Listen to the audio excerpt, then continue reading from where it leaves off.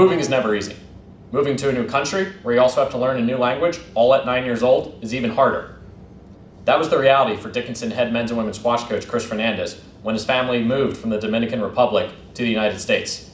However, Chris soon found a passion for baseball and squash that helped carry him through that time in his life to where he is now. Join us today as we sit down with Chris to talk about that journey and how those two sports got him to where he is today. Coach, thanks so much for joining us today. If you could just right off the bat, just tell us who you are and what sport you coach and where you grew up. Awesome. Thanks for having me. My name is Chris Fernandez. I was born in the Dominican Republic and grew up in the Bronx, New York. And I'm the men's and women's head squash coach here at Dickinson. So you said you grew up in the Bronx. Where did you grow up prior to that, and what brought you to the Bronx? Yeah, so like I said, I was born in the Dominican Republic. I lived there till I was about 9 years old. And ultimately my parents, my dad had lived in the States. He met my mother in the Dominican Republic. And he's been living here. He had been living here for a while. And ultimately, for the better of my brother and I, they saw that it would be best if we moved to the United States. At the time, I thought it was a tough decision. I didn't really think much of it besides I'm losing all my friends and I got to start all over. On top of that, I got to learn a new language. So it was a challenging time, I think, in my life, but very grateful that we made the move. Obviously, I wouldn't be where I am now if that decision wasn't made back then. So. What was that transition like for you as a 9-year-old, moving to just not a new location, but an entirely new country and having to learn another language? Yeah, like I said, it was a tricky situation because I didn't understand the language. So right off the bat, I was behind in school. I came over in 3rd grade, and I was in an ESL class, English Second Language. So the teachers were patient and helping me along the way. But it wasn't until I got to 4th grade and switched over to a school in the Bronx, PS 79, and Miss Fernandez really took her time, and during lunch I would be in her classroom instead of eating lunch with the rest of the kids, just doing extra English prep work and vocabulary stuff. And I got up to speed in about a year and a half, 2 years, and I was pretty confident with my English at that point then. So, but the first 2 years, it was definitely tough because communicating was, as you can imagine, was very difficult. Yeah, I could believe that. But what did it mean to you that teachers, such as your 4th grade teacher, took that extra time to get you settled into not just the educational system here in the United States, but to learn the language and to work you through, that process? Yeah, I'm forever grateful of Ms. Hernandez because I think she saw my frustrations when kids would make fun of me and I couldn't defend myself verbally.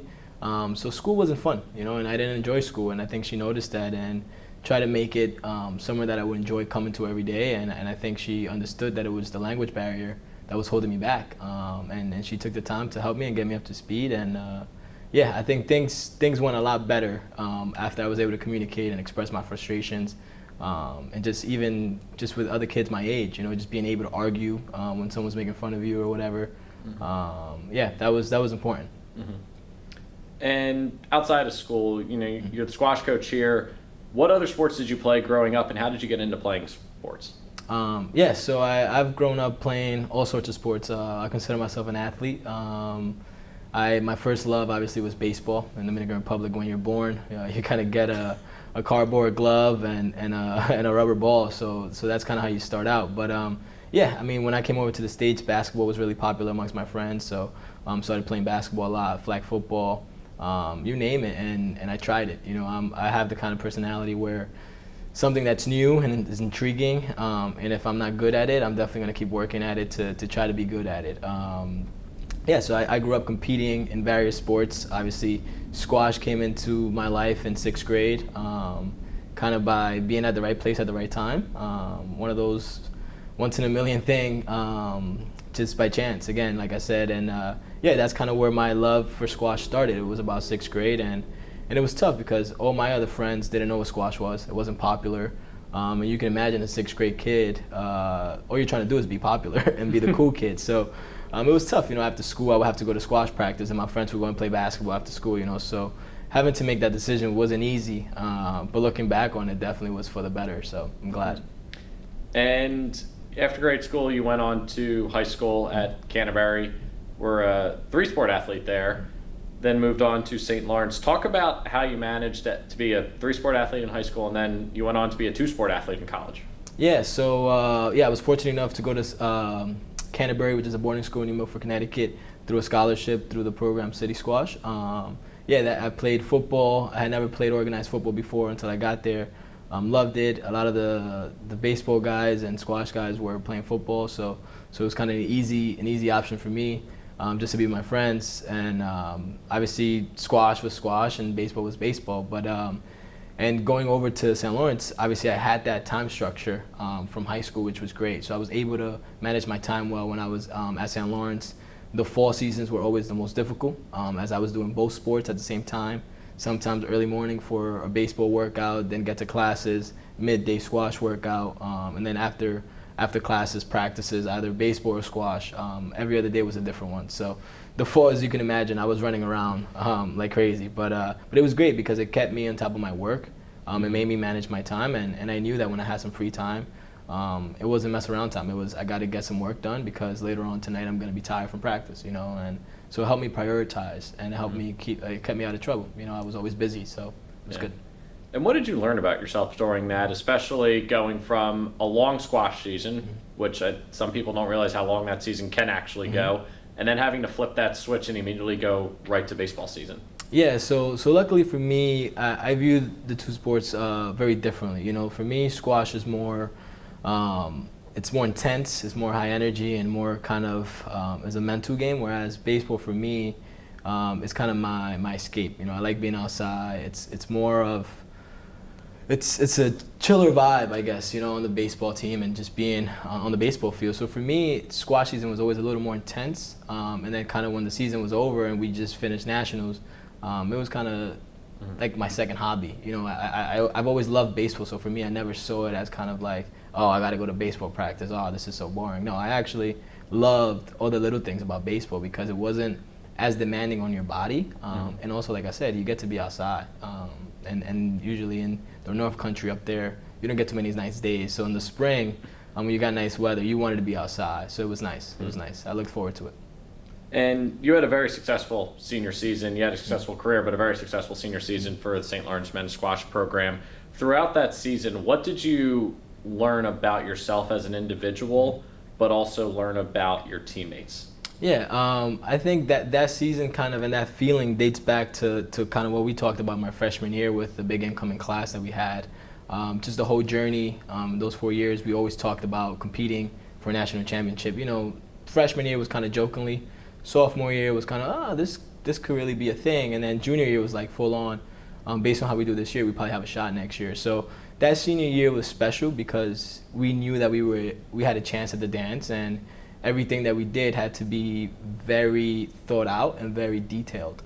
So from hanging out with the team and making sure that we were balancing the stress of the season and making sure that we were bonding as teammates, that was very important because, like I said, that year it was more of a business-like feel, because we knew what was on the line and we knew that we were capable of being there, but obviously that took a different level of responsibility from a work ethic and from a responsibility standpoint on the weekends. And that taught me a lot about just being disciplined and having responsibility and prioritizing what's important to you and to a group of individuals. So college squash is tricky because you're in a team, but really when it's game time, you're out there by yourself. So obviously thinking about the bettering of the team while also giving everything you got out there is it's a good equation, right? So when you put it all together and you realize that you're doing this not just for you, you're doing it for the guy next to you, and that guy's been with you for 4 years, you're gonna give everything you got, every single chance you have, So it was a special experience, and I think we learned a lot through that as people, and our friendship and our relationship is where it is now because of that experience. I'm very close to a lot of my teammates from St. Lawrence, and it just taught me a lot about being a competitor and prioritizing what's important. Yeah. And you got to play in that national championship match as an individual, even though you didn't achieve the ultimate award in winning that national championship. When you look back at your time and when you reflect, especially on that in particular moment for you, what brings a smile to your face when you reflect back on that national championship run? Smile. I still have nightmares about it. No, but I mean, like I said, it was just a special moment. Like after we had lost and we were on the road trip back, we all kind of just looked at each other. We were like, we actually was just playing in the national championship. We were the last team playing on Sunday, and had we thought about that freshman year, it was a joke, and to look back and say we actually were in that situation, we had a chance to do it. Obviously just a little bit of regret, like you wish a bounce would have went your way that day, and obviously that team that we lost was very experienced. Trinity is Trinity. They're a powerhouse, and their experience prevailed that day. We're playing at their home courts, first time they host a national championship, but all in all, that experience was great, and I wouldn't have traded for anything. Obviously, would have loved to have won, but I think I'm a better person for what the outcome of that was. Yeah. And as your college career was winding down, and you were thinking about that next step, what inspired you to become interested in pursuing a career in coaching?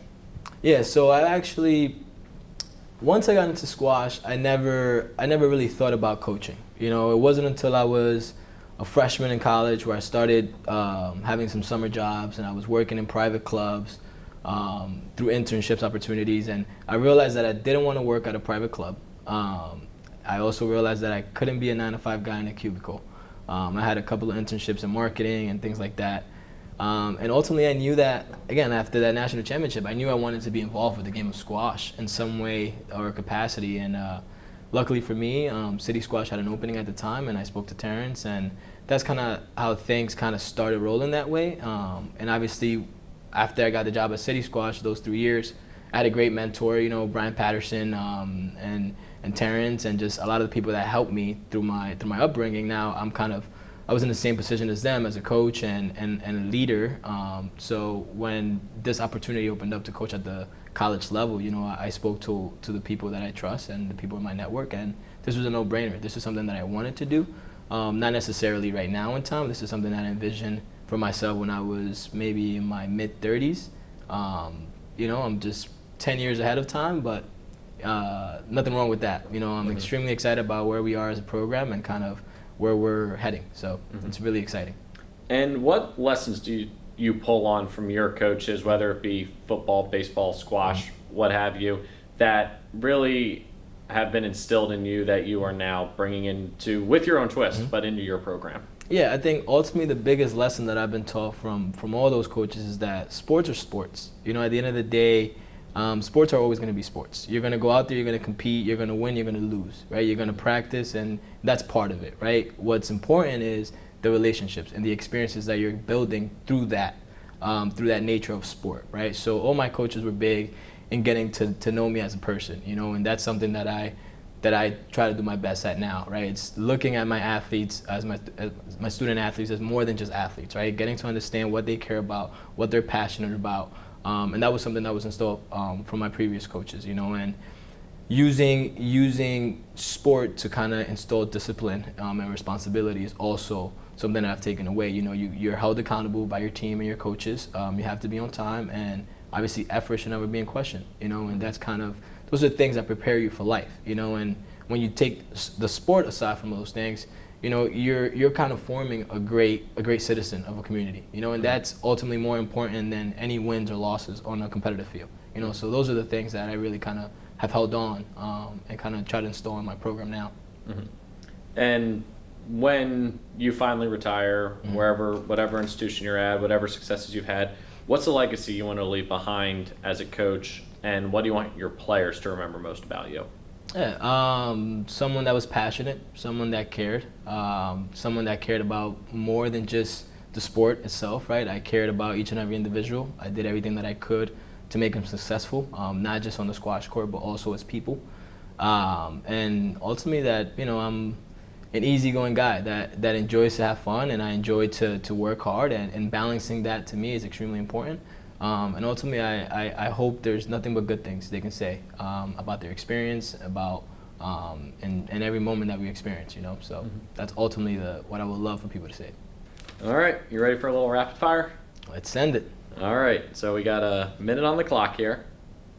Let's see how many we can get through, and let's learn a little bit more about you. You ready? Let's do it. Grazery or Issei noodle? I had grazery today. So I'm gonna go with the Grazer. Favorite movie? Favorite movie? Probably The Pursuit of Happiness. Pre-game meal? Pre-game meal, something pasta related. What is your go-to song before a squash match? Squash, probably something Meek Mill, upbeat. What about baseball? Little Zach Brown Band. Favorite song from Zach Brown Band? Toes. All right.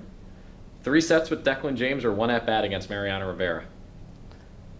I'll take one for Mariano. Could you get a hit off of him? I can probably foul the ball off. We'll say that counts. Would you prefer a full day of squash, golf, or baseball?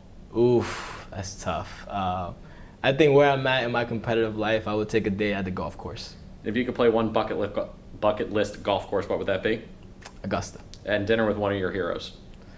Ooh, probably Alex Rodriguez.